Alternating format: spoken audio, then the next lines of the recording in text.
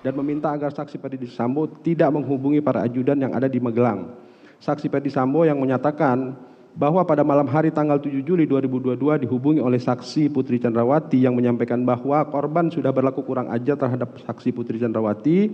Disampaikan oleh saksi Putri Chandrawati kepada saksi Ferdi Sambo agar tidak menghubungi para ajudan yang berada di Magelang pada saat itu.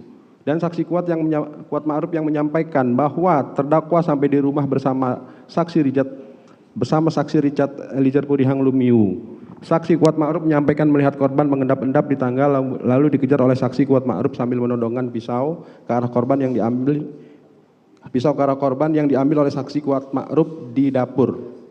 Keterangan saksi Kuat Ma'ruf lah yang menyampaikan konflik dengan korban sampai mengejar-ngejar dan menodongkan pisau kepada korban sehingga membuat terdakwa Riki Rijal Wibowo sebagai anggota kepolisian yang paling senior di rumah Magelang tersebut berpikir secara rasional dan antisipatif untuk mengamankan senjata dan pisau yang ada pada saksi Kuat Ma'ruf walaupun pisau telah diamankan dan disimpan di dapur di tempatnya oleh saksi Kuat Ma'ruf karena pisau itu adalah merupakan pisau buah yang kemudian pisau diambil kembali oleh Kuat Ma'ruf dan dibawa ke Jakarta tanpa pengetahuan dari terdakwa.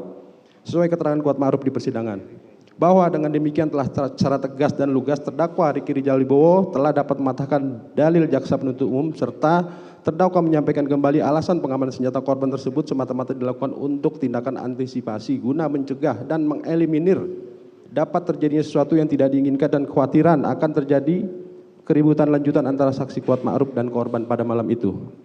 Bahwa pengamanan senjata di Magelang tersebut sesuai dengan fakta persidangan dari saksi Ferdi Sambo, saksi Putri Chandrawati, dan saksi Kuat Ma'ruf tidak mengetahui bahwa terdakwa mengamankan senjata dan tidak memerintahkan terdakwa untuk mengamankan senjata korban.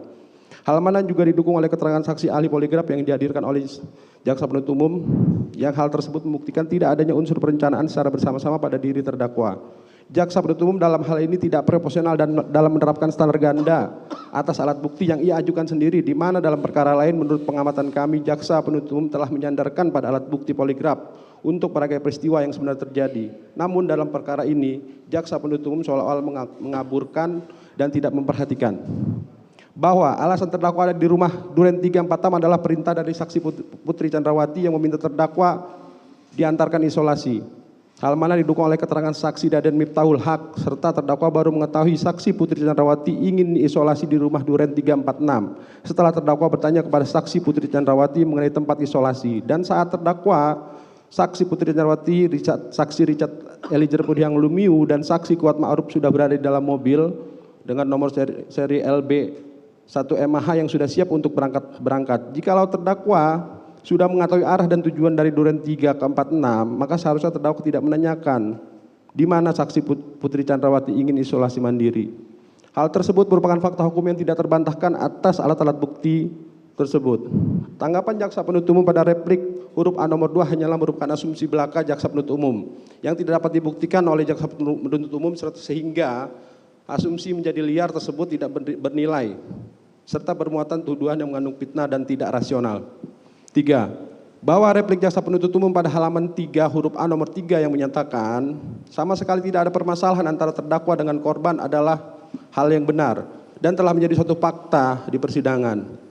Bahwa jaksa penuntut umum dalam repliknya yang pada pokoknya menerangkan pada dasarnya keterangan saksi Richard Eliezer Pudihang Lumiu menerangkan memang tidak ada permasalahan antara terdakwa dengan korban, tapi terdakwa telah berlaku tertutup terhadap korban tentang rencana yang akan dilakukan oleh saksi Ferdi Sambo dan saksi Putri Chandrawati, termasuk tindakan mengamankan senjata api milik korban Nopriansah Joshua Huta Barat yang ternyata tindakan pengamanan senjata milik korban Nopriansah Joshua Huta Barat adalah salah satu bagian dari rangkaian rencana tersebut dan menjadi hubungan kausalitas langsung dari tindakan merampas nyawa korban Nopriansah Joshua Huta Barat karena senjata api itulah yang membuat korban tidak bisa melakukan perlawanan dan senjata tersebut juga digunakan untuk membuat skenario atau cerita rekayasa yang berjudul peristiwa tembak-menembak di Duren 346. Bahwa dari keterangan tersebut jelas terlihat jaksa penuntut umum tidak dapat memahami secara menyeluruh tentang rentetan peristiwa yang terjadi di rumah Magelang, rumah Saguling, bahkan sampai ke rumah Duren 3. Adapun pengamanan senjata oleh terdakwa Riki Rijal tersebut semata-mata untuk mengantisipasi tindakan lanjutan dari almarhum Joshua serta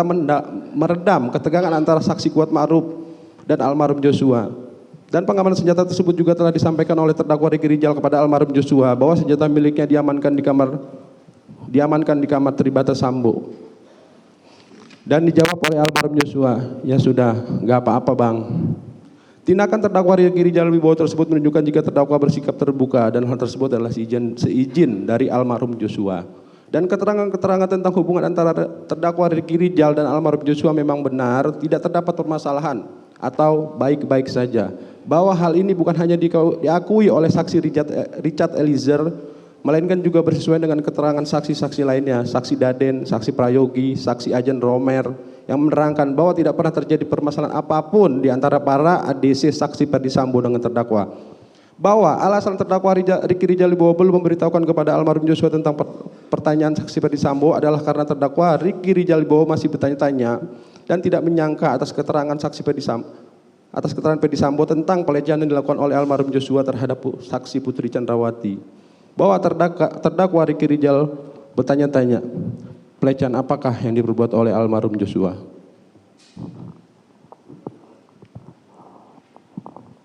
Mohon izin Majelis Hakim melanjutkan.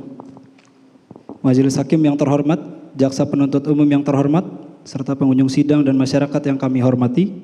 4. Bahwa replik jaksa penuntut umum pada halaman 4 huruf A nomor 4 yang menyatakan berdasarkan BAP yang menjadi fakta persidangan dari saksi Ferdi Sambo dan saksi Putri Chandrawati yang tidak mengetahui kalau terdakwa telah mengamankan senjata api adalah benar.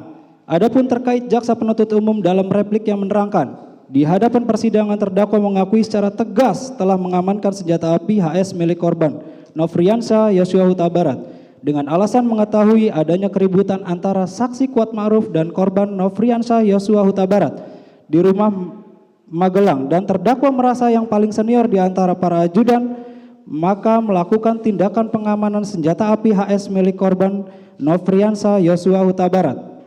Karena keterangan tersebut tidak dapat diyakini kebenarannya, karena pada nyatanya senjata api HS milik korban Nofriansyah Yosua Huta Barat sudah diamankan dan ketika di rumah saguling saksi Ferdi Sambo meminta HS milik korban Nofriansyah Yosua Huta Barat kepada saksi Richard Eliezer Pudiang Lumiu dan seterusnya.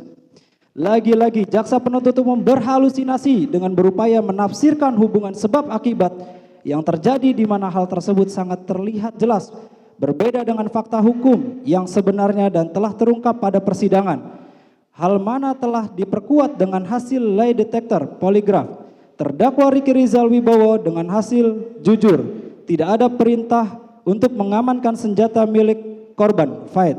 Keterangan ahli poligraf Aji Febrianto Ar-Rasyid yang menerangkan bahwa ahli telah melakukan pemeriksaan lie detector terhadap terdakwa Ricky Rijal Wibowo di Puslap 4 Polri dengan fokus isu berupa pertanyaan pertama, yaitu apakah ada seseorang yang menyuruh saudara Ricky Rijal Wibowo mengambil senjata milik korban Yosua Huta Barat? Dan jawaban terdakwa Ricky Rijal Wibowo tidak ada dan mendapatkan skor plus 11 dan terindikasi tidak berbohong atau jujur. Sehingga hal tersebut menunjukkan tidak ada pihak ketiga lainnya termasuk saksi Putri Chandrawati ataupun saksi Ferdi Sambo yang memerintahkan terdakwa Ricky Rijal Wibowo dalam hal pengamanan senjata yang dilakukan. Bahwa alasan mengamankan senjata milik korban Nofriansyah Yosua Huta Barat adalah dikarenakan terdakwa menerima cerita dari saksi Kuat Ma'ruf tentang saksi Kuat Ma'ruf yang sempat mengejar korban Nofriansyah Yosua Huta Barat dengan menggunakan pisau. Bahwa dari sanalah terdakwa berinisiatif untuk mengamankan senjata milik korban Nofriansyah Yosua Huta Barat agar tidak ada tindakan lebih lanjut dari korban Nofriansyah Yosua Huta Barat atas tindakan yang dilakukan oleh saksi Kuat Ma'ruf. Di mana tindakan terdakwa dalam mengamankan senjata milik korban Nofriansyah Yosua Huta Barat adalah karena terdakwa adalah yang paling senior dari ajudan yang lainnya. Dan terdakwalah yang mendapatkan cerita dari saksi Kuat Ma'ruf bahwa saksi Kuat Ma'ruf sempat mengejar korban Nofriansyah Yosua Huta Barat menggunakan pisau, dan setelah itu terdakwa teringat apa yang disampaikan oleh saksi Kuat Ma'ruf sehingga terdakwa mengamankan senjata milik korban Nofriansyah Yosua Huta Barat saat terdakwa mencari korban di kamar ADC di Magelang. Bahwa dalam hal pengamanan senjata milik korban Nofriansyah Yosua Huta Barat tersebut tidak ada perintah baik dari saksi Ferdi Sambo maupun saksi Putri Chandrawati. Sebagaimana fakta persidangan bahwa dalam hal pengamanan senjata milik korban Nofriansyah Yosua Huta Barat tersebut murni karena inisiatif terdakwa, karena yang paling senior di antara ajudan yang lainnya di rumah Magelang tersebut.